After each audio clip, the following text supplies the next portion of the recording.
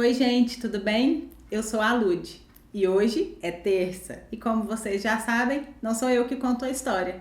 Hoje quem vai contar a sua história pra gente é a Maia.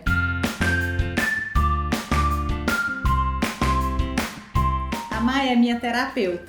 Tá comigo já há alguns anos. Uma mulher muito determinada, guerreira, amorosa, e vamos ver o que ela tem para contar pra gente. Que prazer estar aqui, porque na verdade eu vi muito dessa história da Lud começar literalmente aqui nesse lugar. Sim. Então eu fiquei muito honrada com o convite e eu topei inverter o papel. Minha história não começou aqui, começou em Moscou, Rússia. Meu pai, na época da ditadura militar, era um estudante ativo e defendia o comunismo. Resultado, teve que se refugiar, exilar na União Soviética.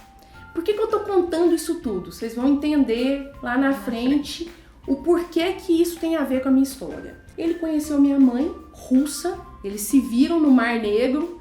3 meses depois estavam casados. E estão casados até hoje. Tem quantos anos? 45 anos de casados. E nesse período, minha mãe tentou engravidar 2 vezes, perdeu os 2 bebês. Então veio a ideia, vamos adotar uma menina? E aí foi quando eles conheceram a Maia. Uma russinha, no orfanato. E eles passaram a visitar essa Maia, só que não foi dado a autorização pro meu pai, porque meu pai é estrangeiro. E aí a União Soviética tinha uma rigidez muito grande com isso, e aí não liberaram a adoção. Então eles sofreram muito com a perda da Maia. Até hoje, um dos meus projetos de vida é um dia encontrar essa Maia. Eu tenho muita vontade de encontrar essa Maia para saber como que tá a vida dela hoje. E aí, meu pai voltou pro Brasil. Sua mãe veio junto? Veio junto, grávida do meu irmão, e nesse momento foi o grande erro da vida dele, ou não, né? Porque isso compõe hoje a nossa história. Meu pai foi pego, e hoje ele é considerado, no estado de Goiás, o homem que mais foi torturado e conseguiu sobreviver. Ele foi pego entrando no Brasil de novo? Entrando. Então ele entrou e sua mãe automaticamente ficou só? Minha mãe, grávida, sem falar nada em português, minha família que abraçou ela e ele preso. E ele sem ter notícia, sem nada. Isso tem a ver com a escolha da minha profissão. Meu pai ficou 2 anos preso, 1 ano barbaramente torturado fisicamente. No outro ano, barbaramente torturado psicologicamente. E eu cresci ouvindo essa coisa da tortura psicológica. E eu cresci ouvindo meu pai falando, a tortura psicológica é muito pior, foi muito pior. Eu ia te perguntar isso, o que ele falava que era pior, a física ou a psicológica? A psicológica. Porque na psicológica, eles deixavam meu pai sem noção do dia, da noite, de quem ele era, do que estava acontecendo. Colocava ele para ouvir julgamentos, então ele achava que ele estava sendo julgado. Ele tentou o suicídio algumas vezes, se enforcando com os fios elétricos mesmo, que davam choques. Enfim, foi solto.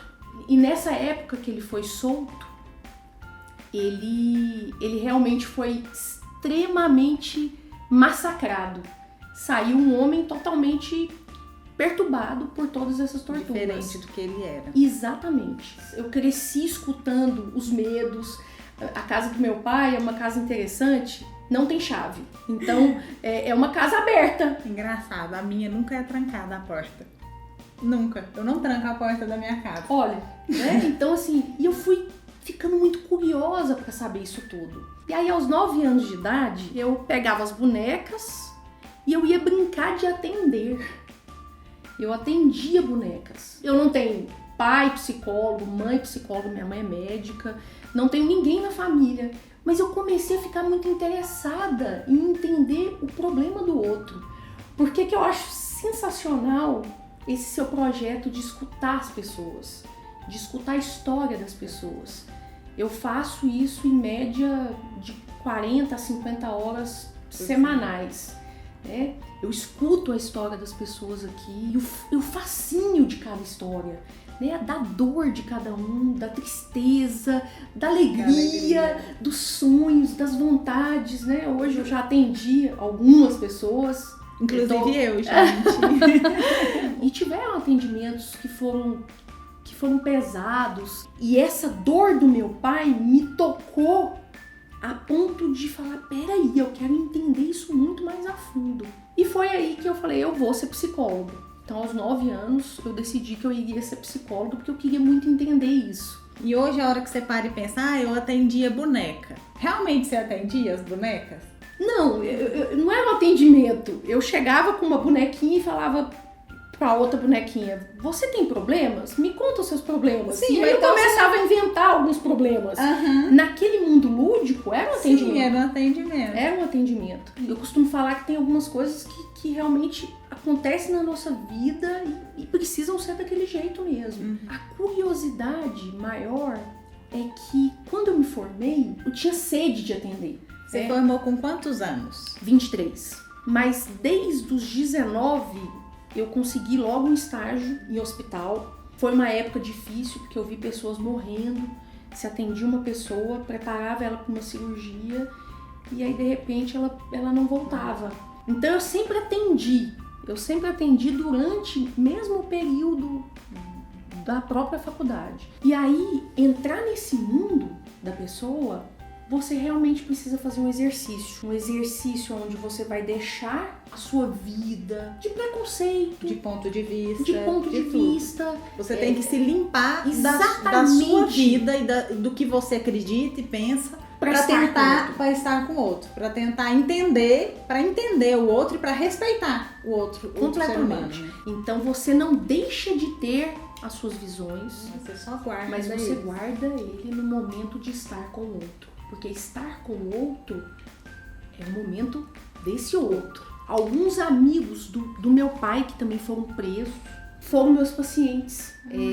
Onde eles fizeram, na época, eles precisavam fazer uma avaliação para constatar os traumas vividos na época da ditadura, para poder serem anistiados, para ter alguns direitos. E isso foi extremamente significativo para mim. Eu fui entender exatamente o que eram essas torturas psicológicas. Não foi fazendo a faculdade, foi nesses atendimentos. E aí tem uma coisa curiosa, aquele quarto que eu falei do meu irmão, que eu brincava de bonecas, na verdade ele se tornou o meu consultório. O sonho de construir a clínica, ele foi realizado aqui.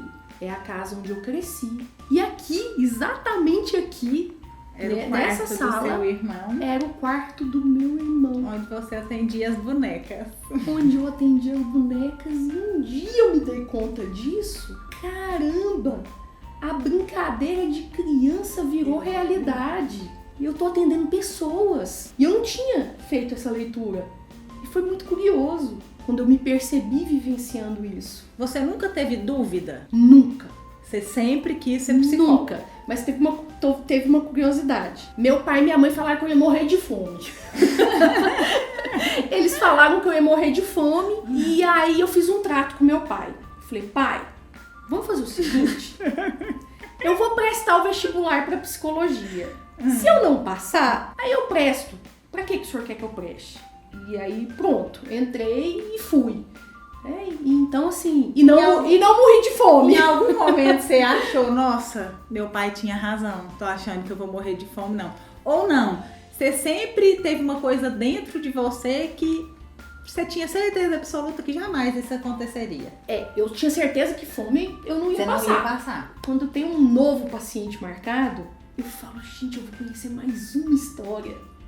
Eu vou entender mais uma vida. Isso é um grande desafio. E aí, nesse ponto, eu sou muito grata a vocês. Cada uma das pessoas que vem até aqui, elas vêm abertas, confiando, entregando a vida. Então isso é muito importante. Maia, o intuito disso aqui é que alguém se sinta sensibilizado pela sua história em algum lugar, que a pessoa que sempre sonhou em fazer isso consiga se mover em direção. O que você pode deixar de mensagem para uma pessoa que às vezes está lá sentada sem saber o que fazer e que sempre sonhou em fazer isso? Primeiro, em relação à pessoa que sonha, muito mais do que aquela conversa, vá, realize. Eu acredito verdadeiramente que existem caminhos que você vai traçando. Eu não acredito em sorte. Eu acredito naquela pessoa que traçou um objetivo e ela vai criando dentro dela mesma um arcabouço. Então, ela vai criando mesmo um caminho, um trajeto, entendeu? Então, é uma coisa muito mais prática do que uma coisa fantasiada. Sim. Uma coisa, eu quero, então eu vou conseguir. Cuidar da parte psicológica. Eu acho que cada um que tá ouvindo aí tem um caminho, que é o seu caminho, o subjetivo de cada um. Mas passa por essa trilha. É por aí. Levanta e faz, né? Levanta e faz. Sentado esperando, ninguém Levanta vai. E faz. As pessoas não sabem quais são os nossos sonhos. Quem Não. dirá levantar e fazer pra gente. Não tem jeito. Não. É a própria pessoa. Então, nessa terça, a história foi da Maia. Se você quiser conhecer ela de pertinho, vem aqui no consultório fazer uma sessão. Acho que ela vai me matar nessa hora. Conta a sua história. Tem uma coisa que é tão interessante. Quando as pessoas são convidadas a contar a sua história, elas se surpreendem. Todos nós temos uma história pra contar. Vem também. É gostoso sentar aqui e contar a história pra Ludmilla. Essa foi a da Maia. Se inscreve no canal. Se quiser, começa a contar suas histórias aqui nos comentários. Um beijo e até a próxima história da Lud. Manda um beijo aí, Maia. Aí, pronto, Gabriel. Aí no final ele fica assim, ó, me sacaneando, sabe? Ele fica? Aham. Aí ele posta todas as cadretas que eu faço no final. Pronto. Pronto?